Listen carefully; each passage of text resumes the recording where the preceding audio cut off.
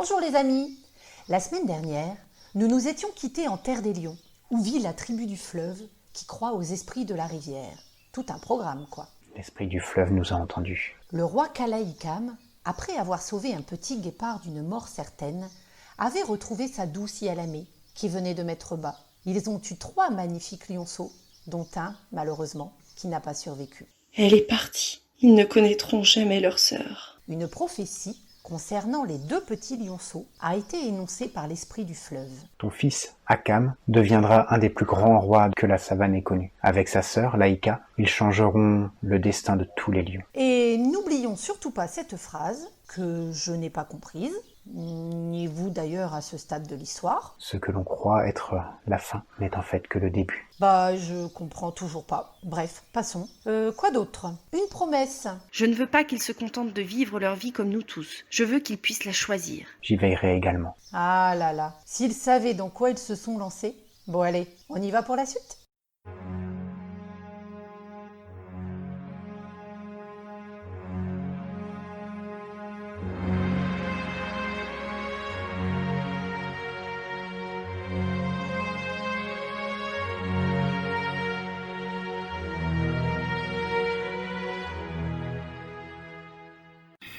Yalamé ouvrit les yeux. Lentement, elle reprenait ses esprits.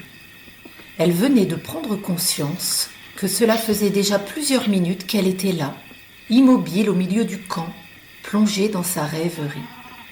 Cela lui arrivait souvent de ressasser ses vieux souvenirs. Bien sûr, elle était allée de l'avant, et pourtant, elle ne parvenait pas à oublier son 3e petit lionceau. Quelques ronronnements amusés parvinrent à ses oreilles. Certainement ses camarades de clan qui se moquaient gentiment de ce moment d'égarement. Encore dans la lune, Yalamé ? Tant que tu ne rêves pas en pleine chasse. Elle entreprit de se lécher le poitrail afin de masquer son embarras. Percevant un léger bruit de cavalcade, elle suspendit sa toilette. Tiens donc. Elle observa les 2 boules de poils qui couraient joyeusement vers elle. Que se passe-t-il, les enfants ? Kalaïkam nous a demandé de te prévenir. La patrouille va bientôt partir pour la chasse. Ils veulent que tu les accompagnes. La petite lionne fauve avait les yeux aussi bleus que ceux de sa mère. Son pelage était hirsute. Elle semblait toute excitée.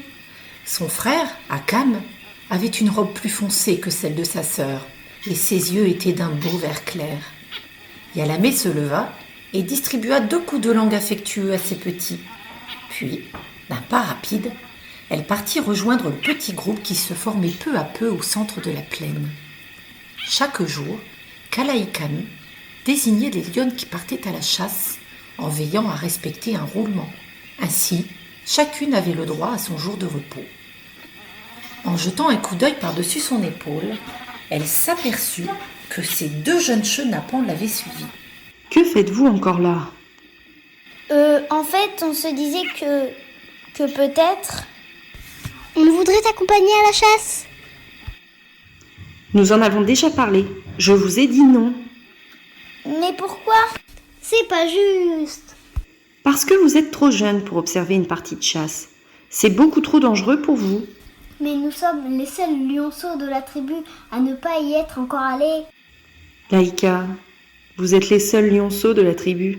C'est faux. Il y a Amaï. Amaï a 3 saisons de plus que vous. Mais... J'ai dit non. Un point, c'est tout. Cela ne sert à rien de négocier, le sujet est clos. Maintenant, allez jouer, nous reviendrons bientôt. À ces mots, la lionne rejoignit la patrouille de chasse qui s'apprêtait à quitter le camp. Le cortège s'ébranla et les lionnes assignées à la chasse disparurent derrière la haie de séquoia. Restés au camp, les lionceaux ravalaient leur déception. Laïka ne parvenait pas à contenir son indignation. Je suis sûre que nous sommes prêts. Si seulement elle voulait bien nous laisser notre chance, elle s'en rendrait compte. On n'est plus des chatons de 2 lunes. Akam ne l'écoutait plus. En fait, il était à 1000 lieues de songer aux revendications de sa sœur. Il suivait Amaï du regard. Amaï et ses jolis yeux verts. Malgré leur différence d'âge, le jeune lion a toujours nourri de l'admiration à son encontre. Et peut-être bien d'autres sentiments, plus doux encore, que le jeune lion n'osait s'avouer. Elle avait vécu déjà tant de choses difficiles. Lorsqu'elle avait 2 saisons, sa grande sœur et elle perdirent leur mère dans une épidémie. Comment s'en sortir après avoir vécu un tel drame ? Pourtant, elle ne laissait rien paraître, se livrant corps et âme pour son clan. Akam aurait tout donné pour qu'elle lui accorde ne serait-ce qu'un regard. La voix de sa sœur le fit sortir de ses rêveries. Akam dit, tu m'écoutes ? Hein ? Quoi ? Je pense que l'on devrait y aller par nos propres moyens. Mais aller où ? À la chasse, bien sûr. Mais maman nous a dit... Oui, je sais ce qu'elle a dit, mais elle nous a dit aussi d'aller jouer. Elle n'a pas précisé où. Si on attend qu'elle nous donne l'autorisation d'y aller, on deviendra des lions tout fripés avant d'avoir pu voir une partie de la chasse. Je ne sais pas trop. On pourrait avoir de gros ennuis. Allez, personne ne remarquera notre absence. Et puis, je meurs d'envie de voir ça, pas toi ? Elle n'attendit pas la réponse de son frère. En quelques bonds, elle avait déjà franchi la limite du camp. Akam hésita quelques instants, dandinant d'une patte sur l'autre, luttant contre son désir de la suivre et sa conscience, qui lui hurlait de ne pas désobéir. Il finit par s'élancer à la suite de sa sœur. La curiosité était bien trop forte. Il ne voulait manquer ça pour rien au monde. Après un dernier coup d'œil aux alentours pour vérifier que personne ne l'observait, il disparut dans les hautes herbes.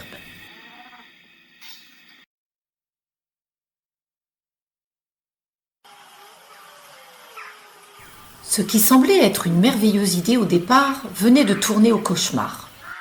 Il faut se rendre à l'évidence. On tourne en rond ? J'ai entendu les chasseuses dire qu'elles allaient se poster près du point d'eau. Ah oui, alors explique-moi. Il est où ton point d'eau ? Les poils se hérissèrent sur le dos de Laïka. Son frère avait raison, ils étaient bel et bien perdus. Et si on faisait demi-tour ? Hélas, les 2 lionceaux eurent beau scruter l'horizon, ils n'aperçurent que les hautes herbes qui les encerclaient de toutes parts. Soudain, Akam s'immobilisa, tous les sens en alerte. Tu entends ça ? Laïka eut beau tendre l'oreille, aucun son ne lui vint. Non, je n'entends rien du tout. Mais Akam, où vas-tu ? Éberluée, elle vit son frère filer ventre à terre entre les hautes herbes. Elle le poursuivit à travers les plaines, cherchant à comprendre quelle mouche avait bien pu le piquer. Lorsqu'enfin ils ralentirent, ils avaient gravi une colline qui offrit un joli panorama sur la savane africaine. Les 2 jeunes félins écartèrent le rideau de végétation d'un coup de museau et découvrirent une vaste étendue d'eau boueuse en contrebas. Émerveillée, Laïka observait les herbivores qui s'abreuvaient au point d'eau. Elle tenta de se remémorer les leçons de sa mère pour les identifier. Outre les girafes et quelques zèbres, la plaine était essentiellement occupée par un troupeau de buffles. La jeune lionne fut impressionnée par le nombre de bovins qui composaient le troupeau. Certains s'abreuvaient tranquillement, tandis que d'autres se reposaient dans l'herbe grasse. Psst, Laïka, regarde ! Oh, mais c'est... Aussitôt, son frère la fit taire d'un coup de queue sur le museau. Le regard furieux, il lui intima le silence. Il risque de nous entendre. Excuse-moi, mais je suis tellement contente qu'on les ait retrouvés. Elle promena son regard sur la plaine. La patrouille de chasse se tenait là. Elle reconnut aussitôt les membres de sa tribu. Dissimulés dans les herbes fauves, les lionnes étaient tapies, aussi immobiles que le loir qui hiberne. Laïka se doutait bien que, vues d'en bas, elles étaient invisibles à tout œil qui scrutait la végétation. Il y avait cependant une chose qu'elle ne parvenait pas à comprendre. Qu'est-ce qu'elles attendent ? Pourquoi elles observent les proies au lieu d'attaquer ? Soudain, à l'opposé du marécage, de l'autre côté des buffles, une lionne s'avança seule. Elle prenait 1000 précautions pour ne pas faire de bruit. Laïka l'identifia facilement grâce à l'odeur qui flottait vers elle. C'est Maya, mais que fait-elle là-bas ? Cette jeune lionne en était à sa 2e sortie en tant que chasseuse. Sa cérémonie de passage à l'âge adulte avait été célébrée par la tribu quelques lunes auparavant. C'est une embuscade. Imaya va rabattre le troupeau vers la patrouille de chasse qui attend plus bas. Où as-tu appris tout ça? C'est Kira qui me l'a enseigné l'autre jour. Elle me parlait des parties de chasse auxquelles elle a participé et elle m'a expliqué quelques techniques des chasseuses. Cette vieille chouette, ça fait plusieurs guerres qu'elle ne chasse plus. Peut-être, mais elle connaît des tas de choses. J'aime quand elle me raconte ses histoires. Cela ne te ferait pas de mal d'aller la voir. Elle aurait de nombreux conseils pour les têtes de mule dans ton genre qui aiment courir des risques inutiles. Vivre pleinement sa vie n'est pas un crime. Toutes ces règles idiotes ne devraient pas exister. Elles sont faites pour nous protéger. Et il n'y a que des tortues comme toi pour les suivre. Akam détourna la tête rageusement, blessée dans son égo. Sa sœur était allée trop loin. Elle s'en mordit aussitôt les griffes. Elle avait été injuste. Son frère tentait seulement de la protéger. Elle vint se frotter à lui en bafouillant quelques excuses. Le jeune félin les accepta d'un mouvement de la queue. « Ça va, n'en parlons plus. »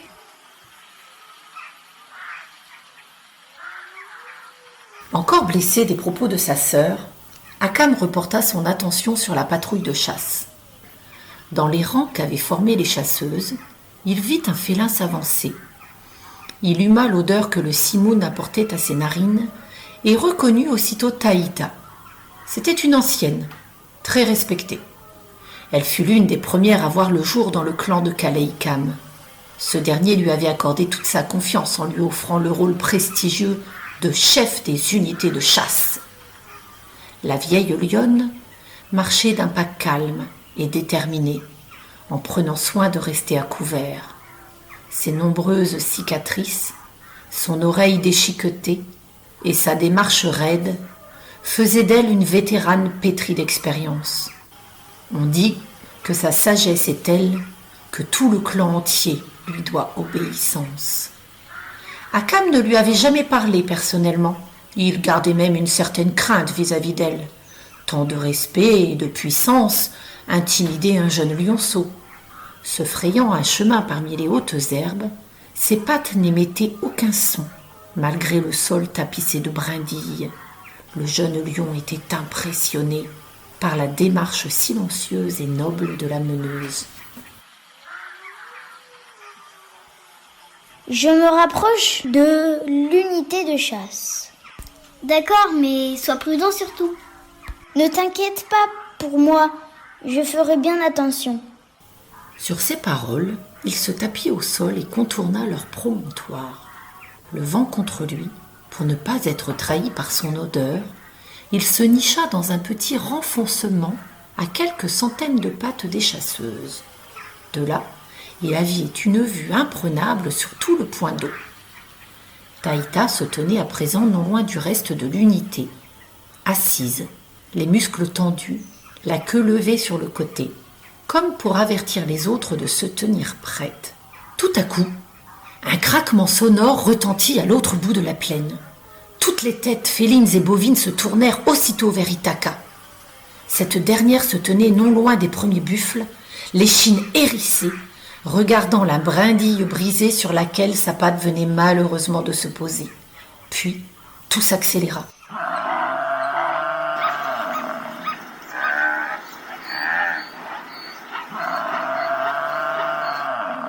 Les buffles se levèrent tous en même temps comme un seul animal. Les lionnes qui attendaient en contrebas jetèrent des regards inquiets à leur meneuse, attendant sa décision.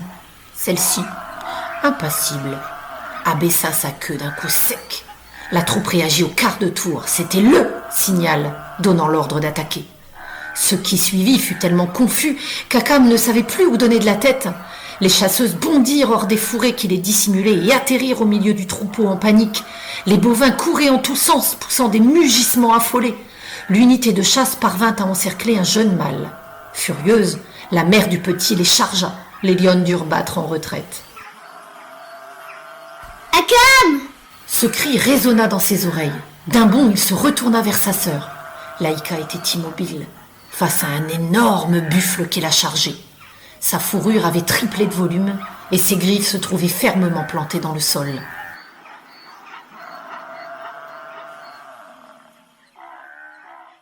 Laïka, cours! Mais hélas, elle ne bougea pas d'un poil, regardant la bête se rapprocher dangereusement. C'est la peur qui la paralyse. Akam s'élança courageusement vers elle. Il continua à lui hurler de s'enfuir, mais il savait pertinemment qu'elle n'en ferait rien. Laïka avait beau être une boule d'énergie, dès qu'un danger se présentait, elle était comme pétrifiée. Elle avait toujours eu pour habitude de se réfugier derrière son frère. Le lionceau rassembla tous ses efforts pour piquer un dernier sprint. Il percuta Laïka de plein fouet quelques millisecondes avant que le buffle ne le fasse.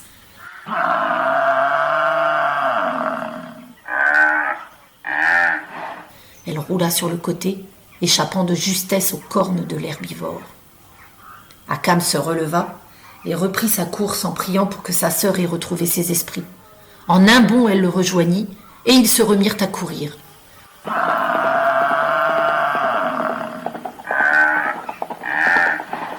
Akam ne saurait dire combien de temps la poursuite avait duré. Cela lui parut une éternité.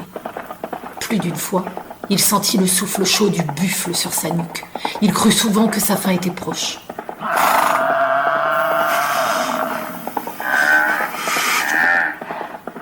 Le moindre de ses muscles le faisait souffrir. Sa respiration devenait de plus en plus saccadée. Ce n'est que lorsqu'il reconnut la barrière de séquoia et le chuchotement des eaux du fleuve qu'Akam comprit dans quel pétrin ils étaient. On est chez nous. Quoi? La jeune lionne était abasourdie devant l'air paniqué de son frère. Le buffle les pourchassait toujours. On a ramené le buffle au camp. Trop occupés à fuir, les jeunes félins n'avaient pas réalisé la direction qu'ils avaient prise. Et maintenant, un animal dangereux se dirigeait vers leur tribu, par leur faute. Laïka, je vais te mettre à l'abri au camp, maintenant. Mais, et toi? Ne t'inquiète pas pour moi. Fais ce que je te dis. Ils échangèrent un regard. Laïka hésita un instant, puis rassembla ses dernières forces et déboula dans l'entrée du camp. Akam respira un grand coup avant de faire volte-face. Dans un mugissement qui glaça d'effroi le jeune lion, le buffle fonça droit sur lui, cornes baissées. Akam roula sur le côté avant que l'animal ne l'encorne. Son sang ne fit qu'un tour lorsqu'il sentit la pointe d'une corne déchirer son flanc. Une douleur aiguë le transperça, mais il n'eut pas le loisir d'y prêter attention. Son adversaire poursuivait sa trajectoire, droit vers le camp. Akam se remit sur ses pattes en un éclair malgré la douleur qui l'habitait. Il bondit toute griffe dehors sur l'herbivore, lui offrant une profonde entaille au-dessus de l'œil. Il atterrit de l'autre côté du buffle. Le lionceau se mit à courir dans la direction opposée de son clan, en priant pour que son plan fonctionne. Il se retint de pousser un cri de joie lorsqu'il vit que le buffle avait changé lui aussi de direction et le prenait en chasse. Ça a fonctionné. Il me suit. Je n'ai plus qu'à l'éloigner du camp. Hélas, son soulagement fut de courte durée. Le moindre de ses muscles le faisait souffrir atrocement et sa blessure au flanc saignait abondamment. Soudain, il freina brutalement et se rétablit à temps. Il était piégé au bord d'un ravin. Il jeta un coup d'œil derrière lui et le buffle ne semblait pas ralentir. Akam ferma les yeux.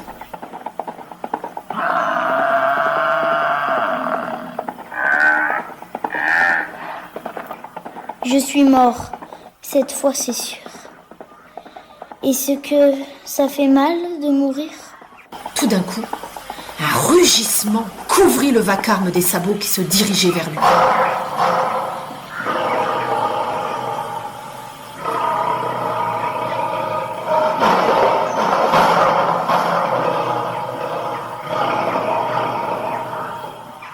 Le jeune félin s'autorisa enfin à ouvrir les yeux. Son cœur fit un bond dans sa poitrine. Derrière le buffle, une vingtaine de lionnes arrivaient en renfort. Les femelles encerclèrent rapidement l'animal. Ce dernier, terrifié, tentait de briser le cercle de félins. Une lionne sauta sur le dos du bovin. Les autres lui lacérèrent le flanc et lui mordirent les pattes.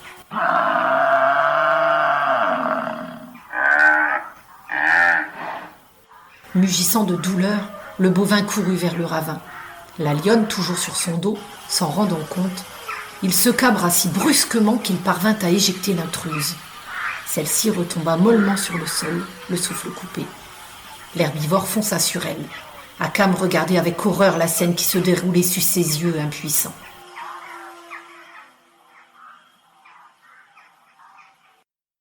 Alors que tout espoir semblait perdu pour leurs camarades, un autre rugissement se fit entendre. Kalaï-Kam, semblant surgir de nulle part, pattes tendues et toutes griffes dehors, atterrit sur l'intrus et lui asséna un coup mortel à la nuque. L'herbivore s'écroula, rendant son dernier souffle. Le meneur sauta du cadavre et rejoignit la lionne qui venait d'échapper à une mort certaine. Lorsqu'il s'écarta, de nombreuses camarades vinrent aider la blessée à se relever. D'autres lionnes tentèrent de ramener la carcasse du buffle au camp. C'est le moment que choisit l'unité de chasse pour revenir, les pattes vides et le souffle court. Leur regard était hagard en découvrant l'animal mort au bord du ravin. Kalaï-Kam vint à leur rencontre pour s'entretenir avec eux. Akam n'arrivait pas à saisir ce qu'ils se disaient, et d'ailleurs il était beaucoup trop nerveux pour y prêter attention. Un félin le frôla, sa fourrure chaude se mélangeant à la sienne.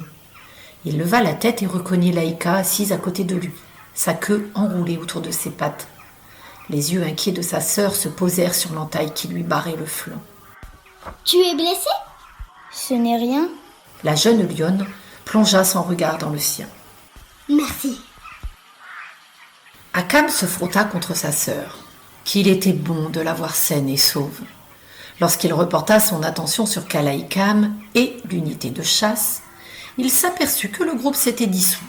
Il vit sa mère se diriger vers eux, le regard dur, partagé entre l'inquiétude et la colère.